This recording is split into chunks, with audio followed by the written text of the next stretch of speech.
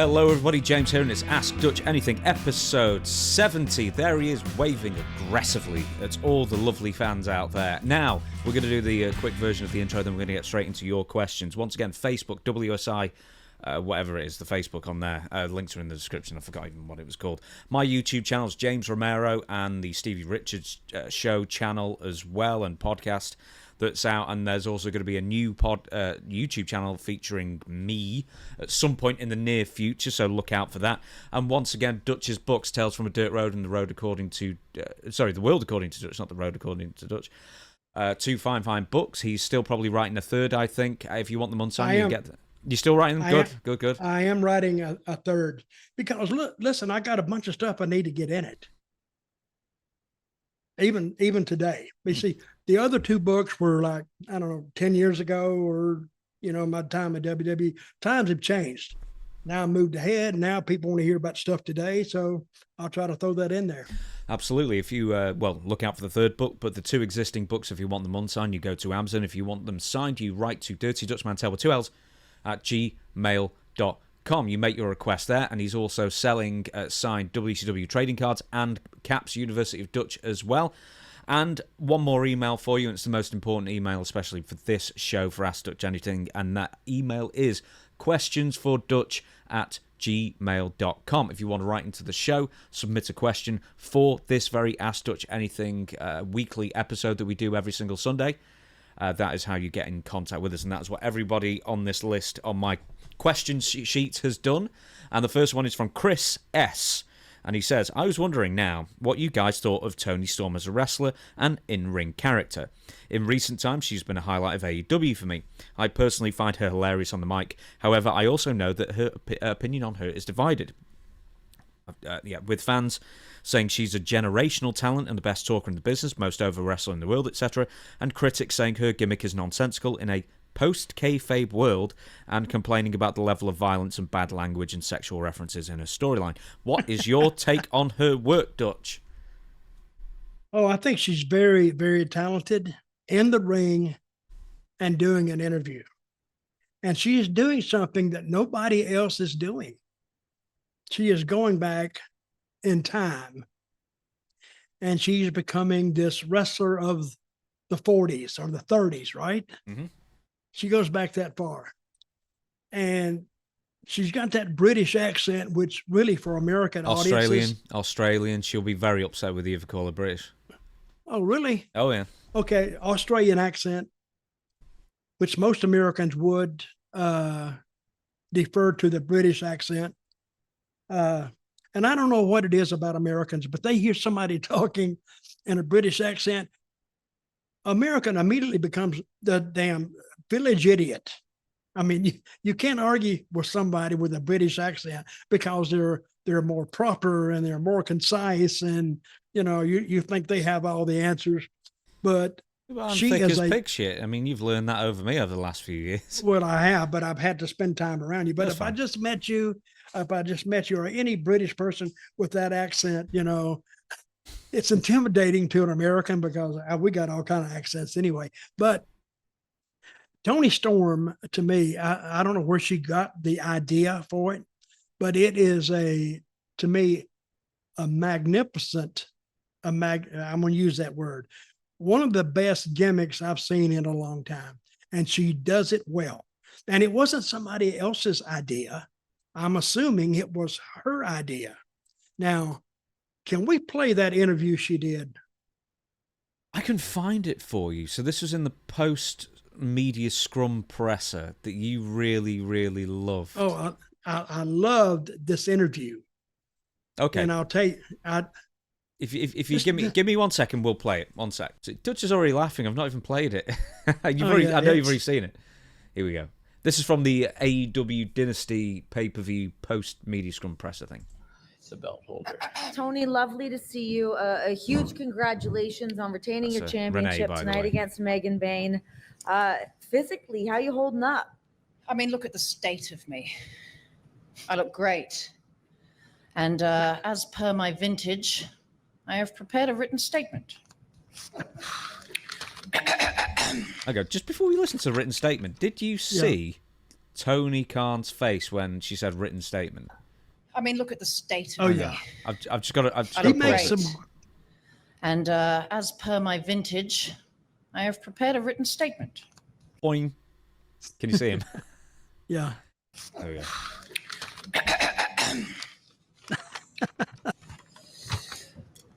Firstly, will the owner of the black and orange 1996 Dodge Intrepid with the license plate FTW please move it from the loading dock? You're blocking ring crew. That's great. Secondly, I am proud to announce that April 24th, I have been invited to appear on the red carpet for the TCM Film Festival in Hollywood. TCM and AEW have the exact same demographic. I am officially a mainstream celebrity. This is a pivotal moment in our industry for wrestling to return what it truly is, which is good, clean, wholesome family entertainment.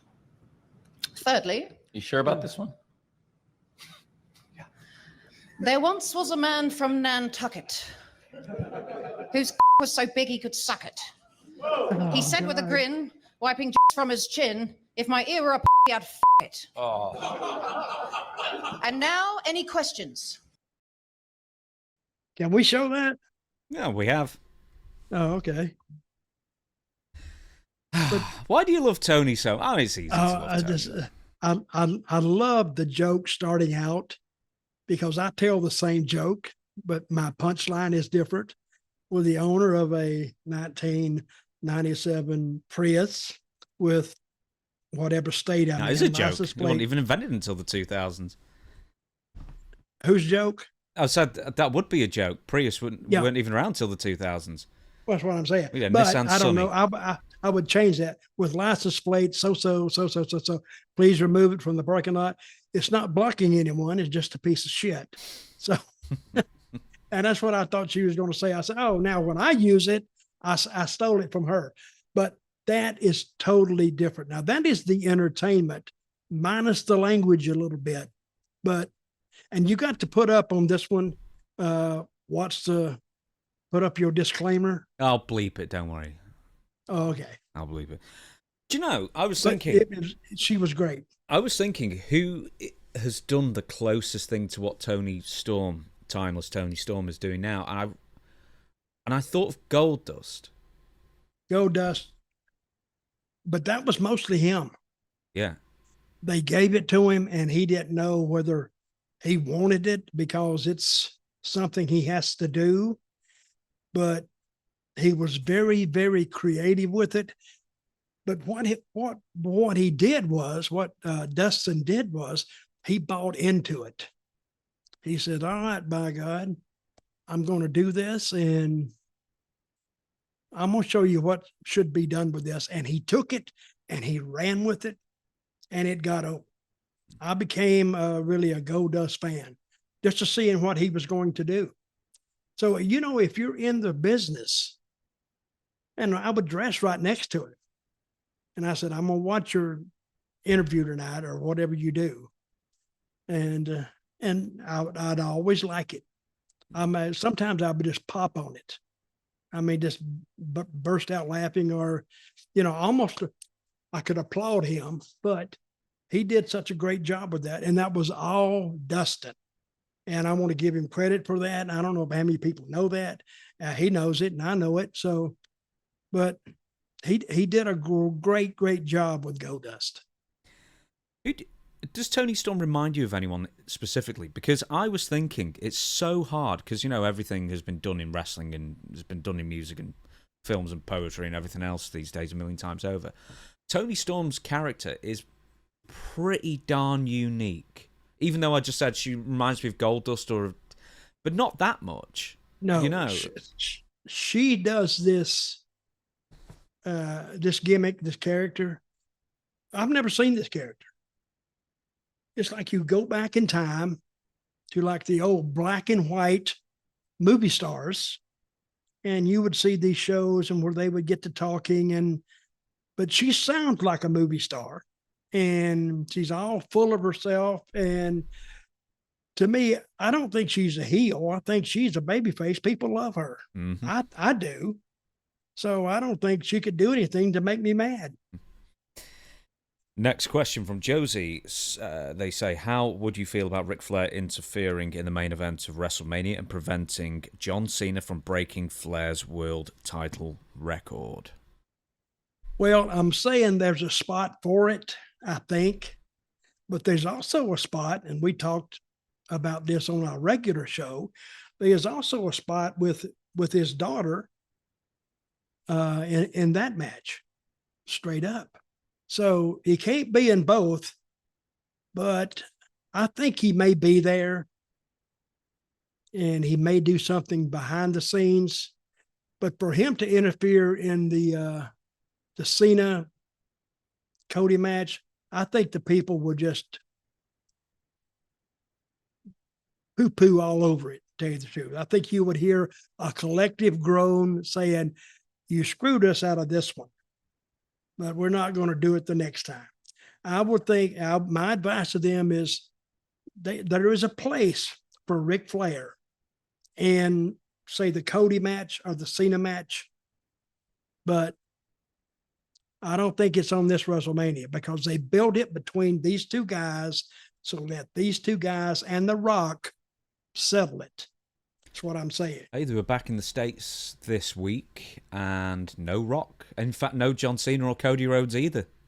Do you think they need to be on shows before WrestleMania, or they've done enough? No, they've done enough. I mean, if all they do now is just interviews, I think that's all you need. They just relive history, remind the people of what's coming up, because what else can they do? I mean, they run the risk of doing something that doesn't really fit. And you run the risk of just putting them on TV for no reason. So I think doing those, and that's what we used to do. I mean, I don't think that's changed as time has gone on. All we do now is you run the videotape. You already got it. And you may do a different interview, but don't let them touch. Don't let them even be in the same building. I'll see you in Las Vegas. I think as a fan watching, I think Ric Flair would he doesn't need to be anywhere near this WrestleMania main event whatsoever. I know he's picketing for the idea for him to be on. I mean, you know, obviously he's self-serving tweets and everything to sort of try and be involved and get a payday out of it, I'm sure. But it'd be like having Hulk Hogan run down there. It's like, oh yes, we know who he is, but okay, you have a different era with a different cast. Why run a cast member from 1980 or 1990 in there? Makes no sense because he can't have a match. You know that. Yes. And his interviews will all be the same anyway. I don't see a spot for him. Now, off to the edge, to the side, or in the back, or on video, yeah, there's a spot for him, but not to be an active competitor or even to be in the ring. Because, you know, if Cena punched him or Cody punched him, he needs to be carted out. He's 75 years old. He needs to be carted in at this point. Hey, I didn't say that. Oh, see, now you're picking on the older people. No, he doesn't need to be. He does. He has no place in it. I'm agreeing with you at all. I think that takes away. And if I was Cody and I would say Cena, first thing I'd say is why? Why is he here? So now Cody, Ric Flair's going to help Cody win. I don't get it. And I don't think the fans get it either because he has a side story to be told, and it's a good side story, but not an active one, or not in this one at any price. Next question from Freddie. Hi, Dutch and James. I wanted to know if you had any memories of hanging around or talking to Alundra Blaze during your Uncle Zebekiah WWF run in the mid-1990s. I really loved her as a kid, but the WWF never seemed to give women the time of day until several years after Alundra, a.k.a. Madusa, left the company. There's a follow-up question, but I'll ask about that. Did you ever spend any time with Alundra Blaze Madusa? Yeah, she was... I think she was upset with me about something I had said, not on an interview, but she married Ron Harris, I think, didn't she? Did she? I think so. Okay. Check that out. I will, but carry on. Well, no, I want to, before we get going on this, I want to be right. Okay, one sec. Okay, no, not Ron Harris. She had briefly married and divorced in the same year Eddie Gilbert. That was it. There we go. And someone called Ken Blackman, who was an NFL guy. But yeah, Eddie Gilbert. How did I not remember that? Eddie Gilbert. That's what it was. I think she got mad at me. One year did Eddie Gilbert. I think he died right when I went to WWE in early 73. What? 95. He died then? He died 95, and then you went to the WWF like the same week, pretty much. Or, around that time. So, yeah, 95. I'm trying to think. No, I don't think he went to WWF then. No. He took over the book from you in Puerto Rico, right? That was it. Yeah. So you went to the WWF in January. He died February. So he died a month later. So 95, yeah. But it was something I had allegedly said, which I probably did say, but it wasn't in a derogatory term. I loved Eddie. But I know the story about Eddie, and they said he died of a heart attack. Well, I write a story about it in my book, and I think that, and I didn't even mention her name in the story. Now that you brought it up, I may have to drop her name in there. But she didn't like what I said. And I said, hey, it's just what I believe. And you can stand here. And she got a little bit intense about it. So, and I didn't mean to hurt her feelings. I didn't mean to hurt anybody's feelings. I just called it the way I saw it. And Eddie, I let him go because of the pills he was taking. And I thought, Eddie, you got to do something, and I would see him sometimes, and he would just be over the limit. He didn't need much more, that he was going to not be with us anymore. And I actually made that comment to somebody. I may have told, I forgot who it was. I said, Eddie needs to go home. But before I could give him a notice, he gave me his notice, which was like, God, thank you. Give me the notice.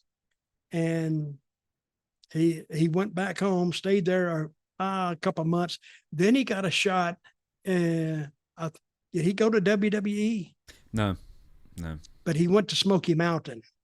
He did, yes, yeah. That's where, and took Kane with him.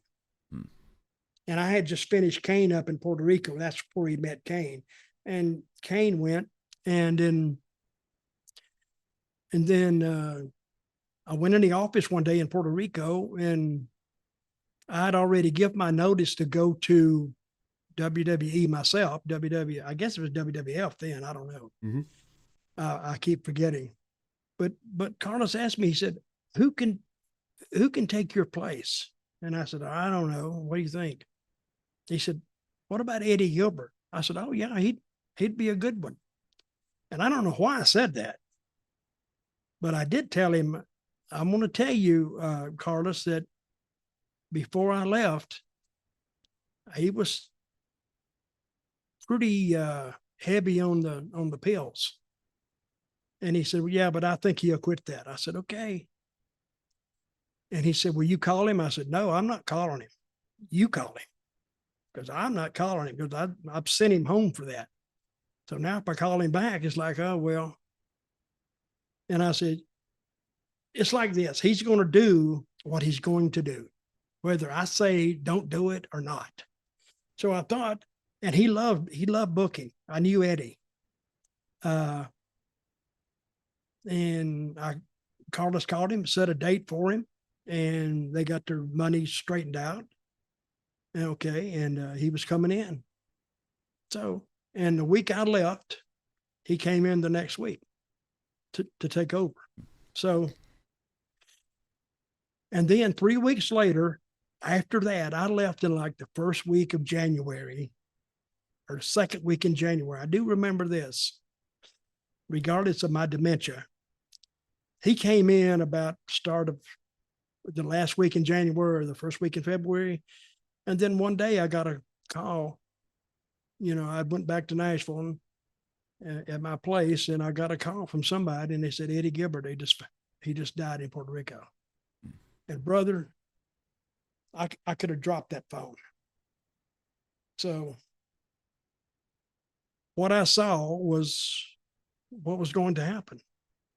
And I didn't want to be the future prognosticator of it, but that's what happened. And I've never even told his brother, Doug, this. I never told him, and Doug loved Eddie because he was his older brother, and Eddie, he loved Doug too. And so I really hate that for that family, because I've known that family almost since I've started wrestling. I've known his father. When I went to Memphis first time, Tommy Gilbert, the father, was there. I had a lot of matches with him. And that's actually where I first met Eddie. He was running around with a camera. He was doing the cornet before Cornette was doing Cornette. Cornette taking the pictures. Mm-hmm. He was taking the pictures too.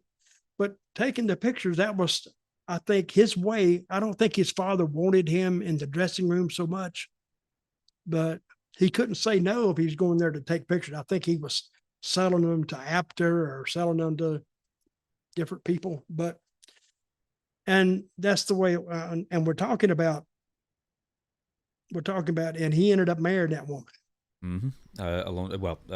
Madusa. Alundra Blaze. Yeah, and Madusa. Yeah. I knew her as Madusa then. So, just to... And she is, I know what she accused me. She accused me of his death. What? Yeah, she accused me of being one of the reasons that he passed away. I said, no, I'm going to have to disagree with you there. I didn't do that. And she got really, really upset with me. Now, she may not remember this, but I do. And I said, well, we don't have anything to talk about. If you're believing that, then we don't need to talk.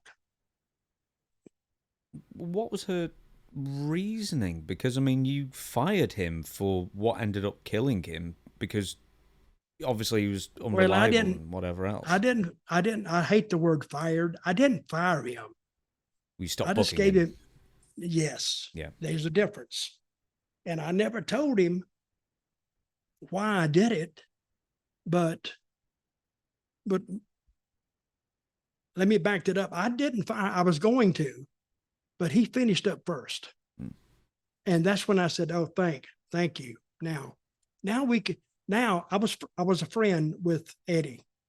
So now our friendship could remain the same, because I didn't want a friend of mine. I'm finishing up my friend when he really needed a job, but he wanted to finish up, and I didn't hesitate.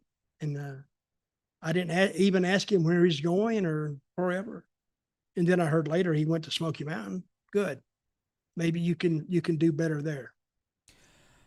I'd be interested to know if Madusa has a response to that, actually. So if anyone knows Madusa, or get that message to her, let's see if she even remembers it. And no, she may not remember it, because she's probably just very emotional at the time. Just wanted someone to blame. She was, and that's why I didn't talk to her anymore. See, I think she was only married to Eddie for a short while, less than a year. Yeah. Oh yeah, that's what I'm saying. They had problems in the marriage. I'm assuming, but I don't know. We will move on. Orange says, greetings, Dutch and James. Dutch, as someone who has a long resume of booking, I would love to hear your stance on this. How do you feel about people saying this man or woman doesn't need the belt? I find that this is such a stupid statement, personally. I think Scott Hall is the perfect example of this. Curious of your thoughts. Thank you both a bunch for the show. I don't quite know what he's getting at. So is he saying that... No, they're saying, why didn't this guy get a belt, or why didn't that guy? I've heard it forever. And I've heard it forever too, that he doesn't need a belt. Let me say this, take Handsome Jimmy. you want a guy with the belt who could draw people, draw attention. And he did that, but he couldn't produce the results. I mean, he wasn't, Handsome Jimmy was good for 8 minutes, And even if you know Jimmy and you were one of the guys, I used to stand back in the back and listen, New York City, and I'd get to dancing with it. And he'd go in there, and most of his match was 3 minutes of him dancing around to the ring, 3 minutes or 2.5. And then they get in there and they go for 2.5 for 3 minutes, but 1, 2, 3. And then the music would start again. Now he'd dance going back.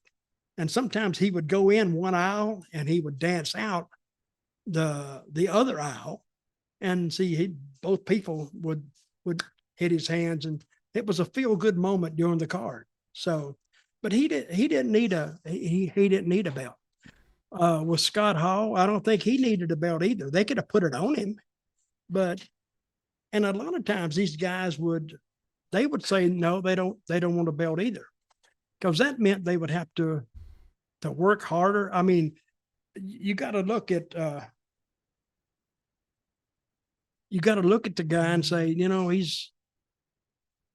he's going to go in the ring and he's going to do his match, and he don't want to be bothered with will I be over? Will I not be over? Scott Hall didn't need that, because he was over it just being Scott Hall. Yeah, there is some validity in the saying he doesn't need a belt, because if you don't draw money, I mean, yeah, you could put it on Handsome Jimmy for like a month, but then you got to take it off. Now he's got to lose. Or you could have put it on Scott Hall for a month, kinda. I mean, Scott Hall would have done a lot better than Handsome Jimmy, but then he's got to lose, and you got to be careful about putting titles on guys if they don't really. I'm not saying he doesn't deserve it, but a lot of them didn't want it, because now back in the days of St. Louis booking the champion, see the guy Sam Menninger, what was his name? Sam Menninger. Mushnick. Sam Mushnick. He booked the champion.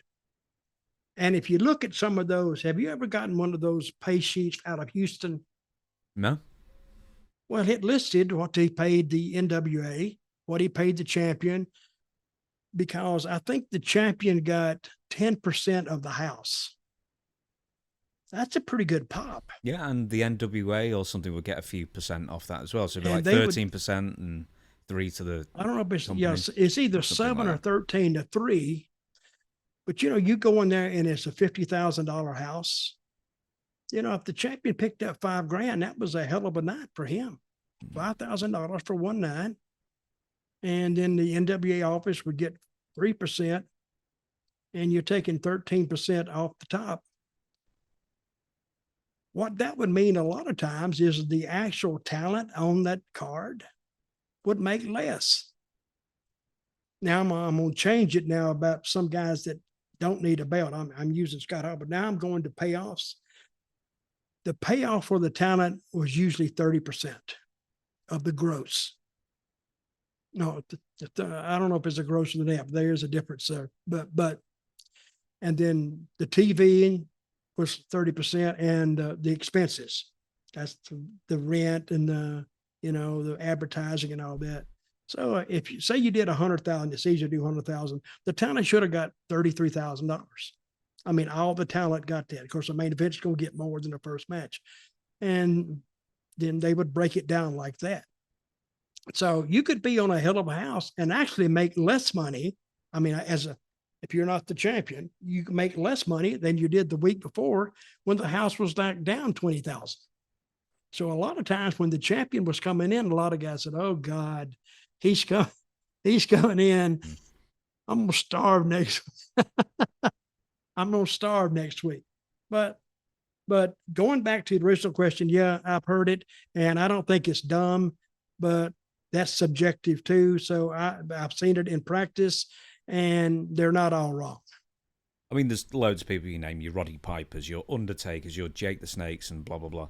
There's a word that I keep seeing occasionally when you see these lists, and they're always, fan-led lists of who was never a world champion, who deserved, and it's a very key word, deserved a title run. And it's like, back in the day, wrestling isn't GIF week, you know what I mean? Oh, yeah.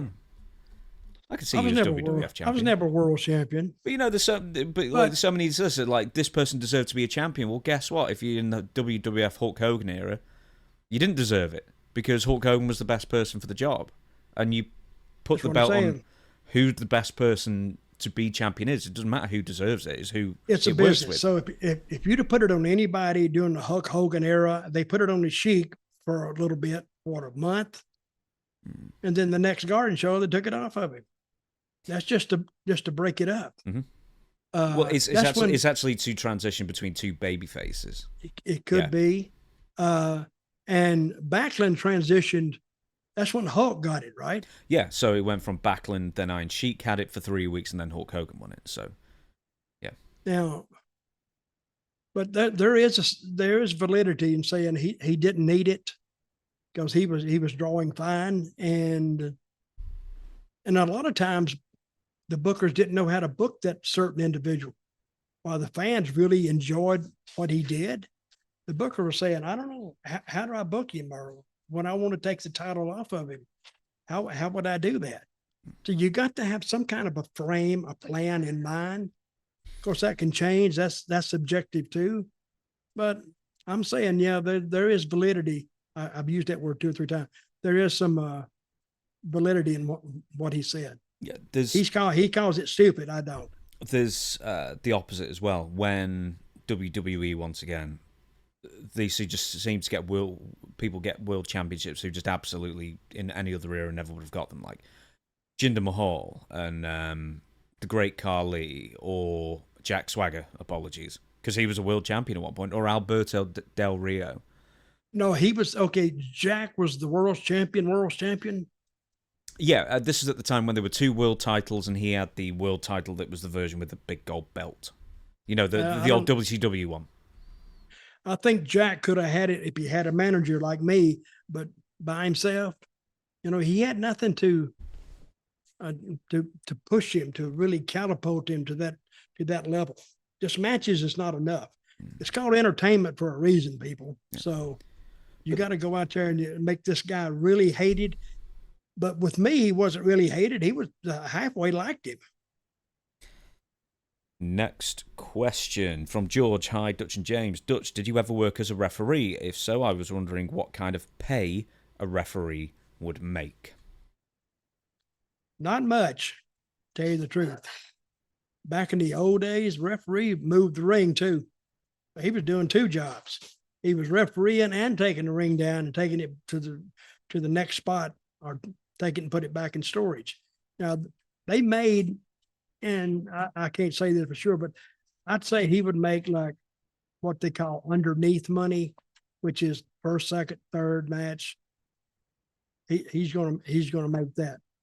And then as it goes up, the middle of the card makes a little more of a percentage, and the main event of that, the main event is getting a part of that third of the gross. But this is where the not trusting the office or the owner of the territory came in. You never heard the actual house. Never. I think maybe Paul Bosch may have told you. But if you got a house, and I've done this in Memphis and a few places, what's the house? They said, oh, well, it's a little bit down from last week. Wait a minute. Well, what was last week? Well, it was okay, but they would never give you a figure.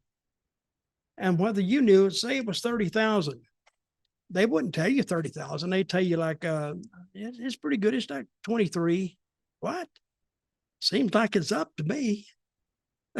But that's where the distrust came, because the talent, and it's not their job, but it is the promoter's job to kind of be truthful with the people that work for you. And you didn't get that all the time.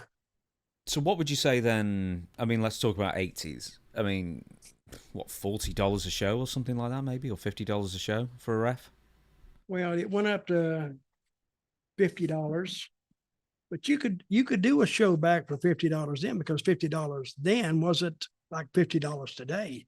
$50 then is like 150, maybe 200, maybe. But you can actually work in a territory and make that money and be okay. You could pay your bills and you could travel, because you picked up your own travel. But actually what you worked for really to make any money was the big houses. And so if they didn't tell you the truth on that, you just didn't get it. Now, of course, the promoter, we don't know what he's lost either. So it's a distrustful situation going both ways. George also asks, how about bookers? Were they well compensated? And if you were a booker / wrestler, would you get 2 paychecks? Well, yeah, I have both times, but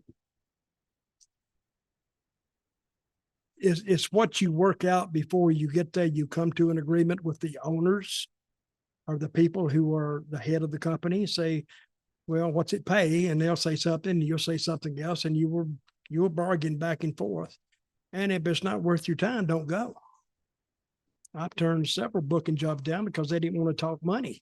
They said, well, we give you a percentage. Now, I would go on a percentage, because I would go a percentage but I got to have a guarantee of it, my least amount I'd take, and you'd tag on you would tag on the percentage. Otherwise, you could go there and just starve to death. When somebody says starve to death, that means the money wasn't good. That don't mean they actually starved to death, but they were stretching it to pay their bills. As the booker, would you be privy to the gate receipts? No, sometimes really? Maybe sometimes, but you'd have to go in the office and ask them, because you couldn't get it the night of the show. And sometimes they would, if the house was really good, they would come back and tell the dressing room that it was this. And that's when the distrust started. When you saw, say, a $30,000 house, and they come in with 23, you go, I don't know about that. And that's where the distrust started. And that has always been prevalent. And anytime you work over a house percentage. Next question from Bill says, I was looking at your late 1975 matches. Could you share your memories of the following you worked with or shared a locker room with? Ed Wiskowski, which I believe was Colonel De Beers. Colonel De Beers. I really liked when he did the South African thing, even though that's and when we did our main show, we was talking about Booker T and Swerve interjecting race into anything in wrestling, and it didn't work. It doesn't work today, but back then it was a South African, and it was very good. You had to talk about apartheid, which is integration, and it wasn't a good subject. I don't know if he was successful with that. I don't think he was, because he didn't last, and I think he did that in the old Minnesota territory with Vern Gagne. He did. I don't think he was there long, because that is a hard thing to work with. He just died recently as well. Did Colonel De Beers? Who did? Colonel De Beers died like a couple of months ago, maybe. I didn't know that. I would have thought we would have mentioned it on the show, but maybe that was when you were still recuperating. So he died January 10th. So yeah, I think that was I was recovering. Yeah. Yep. So I'm just looking once again. AWA 85 to 91. So he was one of the absolute last people there. But then he was on the Indies for a good while. 85 to 91. That's when he worked. No, for AWA Minnesota. He was there for 6 years. He was there for 6 years, and he wrestled San Francisco, other places, 72 to 85 as well. So he had a storied career. He retired in 2005, in fact. Mm-hmm. Or maybe he was a good talent. He was a big guy too. He never was a big muscle head, but he was about 6'4", and what they call raw boned, but and good worker too. The next name on this list is Mike George. Mike George is one of the central states out in Kansas City and Missouri, Iowa. He was out there. When did he retire? When did he quit? I've no idea. I'll have a look. How long were you in central states for? It wasn't too long, was it? No, about 8 months, 6 months. Bear with me while I'm frantically typing away to find out the information. Mike George, the wrestler, is still with us as well. He was born in 49, so he's 75, I think. And he retired, if I can squint, probably late 80s. Mm-hmm. So, yeah, late 80s. Oh, no, I'm sorry. He continued working the independent circuit until 1991. His last jobs, I guess, pun not intended, was as somebody just brought in as enhancement for WCW. Okay. So, actually, you were in WCW with him. How about that? I don't remember that. Yeah. Next person on this list, you mentioned him in Storytime with Dutch Mantell this past Wednesday, Pat O'Connor. He was a shooter. I said something about him on our main show. I got him down. I said, "Get out of this, old man." And he got up and stretched the shit out of me. And I said, "Just kidding. I'm just kidding." Of course, he laughed, but he was a world champion at one time. And I'm thinking, they used to pick world champions on their toughness in the ring. And O'Connor, well, nobody was going to beat him in a wrestling match. So if you had some fan hop up and said, "I can beat him," no fan could beat him. Maybe an NCAA champion or co-champion might held their own with him, but he knew a different type of wrestling he could tie a guy up, and he was in shape, always in shape. I never saw Pat O'Connor out of shape, but I had decent matches with him, not great, but he was much older then when I was there. I would go out and do the flying around, and he would do the old Rock of Gibraltar on me, and of course he was from there, so people knew him, so he was always a favorite. I'm just reading this. On 18th of September 1983, O'Connor was named as a co-conspirator in the monopoly that controlled professional wrestling in Missouri, Kansas, and Iowa. O'Connor filed a counterclaim. I didn't realize he was sued for that. I knew that the NWA was sued for monopolistic practices, but I thought that was back in the 50s. So I didn't realize they were doing a so what did they charge it? What did they charge him with? Monopolistic practices. So I guess trying to shove out anybody not NWA or Pat O'Connor affiliated. That could mean anything. That would mean like unfair competition, basically, I think. Yeah, telling the TV station that they wanted to get on, they don't mess with this guy, or telling some of the places they want to go, they don't pay their bills, or you need to watch. So you only take a couple of those, and you're trying to. That was unfair. If you knocked your competition, and I didn't know that either. Is there one more there? There was, but it's Tony Atlas. But I'm going to save that for next week because Tony Atlas deserves his own sort of like little segment with it. So I think we'll save a young Tony Atlas for next week. Now, we're going to end on this one question, and then we're going to say goodbye until Wednesday for story time. And this is from Eloise. What constitutes a bad finisher? If too complicated, or if it needs an explanation to make sense of it. So what's a bad finisher? Can you think of any examples? Well, a bad finisher is one that they do high spots that look better. So if that's around you and you take that and somebody takes it and they kick out, well, and somebody will take a finisher and just kick out of it all the time. I mean, I've seen the top guys do this. They'll kick out the other guy's finisher. I don't know what that's supposed to prove, that they're tougher than he is or whatever. But she gave an example, didn't she? I gave an example under it. I said the Canadian Destroyer for two reasons. One, it's been done to death and everyone's kicked out of it. But two, not everybody can take it. So therefore, especially if you're a cruiserweight, I mean, not many super heavyweights or super heavyweights are going to be doing a Canadian or Mexican Destroyer or whatever. But the fact is that relies on your opponent being able to do a backflip, and I think that's actually going to hamper the person whose finisher that is from climbing the ladder. Because at some point, someone's just going to say, "Well, I'm not doing that," and then guess who's losing? You. Yeah. Who came up with that? What was his name? P.T. Williams. P.T. Williams. Beautiful move. Beautiful. Nobody should have gotten up from it. But if he has somebody that weighs about 30 or 40 pounds more than Petey, they would refuse to take it because that would include you taking your own backflip and you're going to land wrong. So if you know that, you're going to say, no, I'm not going to take it because I would kill myself, even attempting to do it. Yeah, it was a good finish. It was for the lighter weight title. I forgot what they call that The in X TNA. Division. X. Yeah, the X Division finish, but it looked great. And you've seen people take it and kick out of it.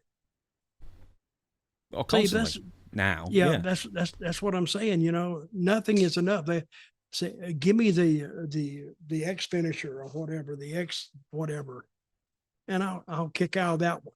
And see, the guy giving it, if it's not Petey, he didn't care if they kicked out of it or not. It wasn't his finish. But yeah, they really abuse some of the moves that are used as finishers. And it's not because of lack of respect, it's because actually it is a measure of respect by giving the move, but the guy kicking out is the measure of disrespect. So does that make sense? Yeah, absolutely. I'm going to give you one more finisher as well. Okay. Mercedes Monet's, like the bank statement was fine, but now she does this new finisher where it starts off in like a Canadian backbreaker and then flips forward into some sort of diamond cutter kind of thing. Here's the thing, right? One, it looks stupid because nearly everyone she does it on is bigger than her. And two, she can't do it 2/3 of the time. She messes it up. So it's like, why have a finisher that one looks stupid and two you can't do? That's probably the stupidest finisher currently in wrestling today, in mainstream wrestling. I'm going to call her up and tell her you said that. You don't have her number. Hey, no, we need to get her response on that. I want a response. Why are you doing such a stupid finisher you can't do? Yeah, I'd love a response for that one. Right, okay, we're going to shut down the show. Once again, we started really late, so this one's going to be a bit shorter than usual. Although looking at the time, actually, it's nearly 50 minutes anyway, so we're about on time.